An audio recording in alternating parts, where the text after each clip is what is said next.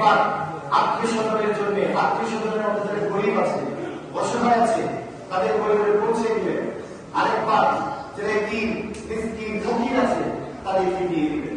তাহলে আপনার কুরবানি কবুল হয়ে যাবে। কুরবানির এত সওয়াব, রাসূল ইসলাম বলেছেন কুরবানির এত সওয়াব, যে বস্তুটি তোমরা কুরবানি দিবে ওই বস্তুর শরীরে যতটা পশম আছে প্রত্যেকটা পশমের বিনিময়ে বিনিময়ে আল্লাহকে ডেকে তোমাদের আমল দান করে দেবেন। জি, আর মাত্র 3 মিনিট সময় বাকি আছে। যারা বাহির আছে মসজিদের ভিতরে চলে আসুন। 3 মিনিট সময় বাকি আছে। 5 মিনিটের সময় নামাজ শুরু হবে। এই জন্য বলতেছিলাম সবচেয়ে গুরুত্বপূর্ণ বিষয় হচ্ছে কোরবানি আমাদের শিক্ষা দেয় আত্মসমর্পণ করা। আমরা নিজেদের ভিতরের পছন্দকে আমরা আজকে কোরবানি করে দিব। আমাদের ভিতরে আর কোন হিংসা থাকবে না, আর কোন নিন্দা থাকবে না, আর কোন অহংকারী থাকবে না, কারো প্রতি আমরা কোন হিংসা করবো না।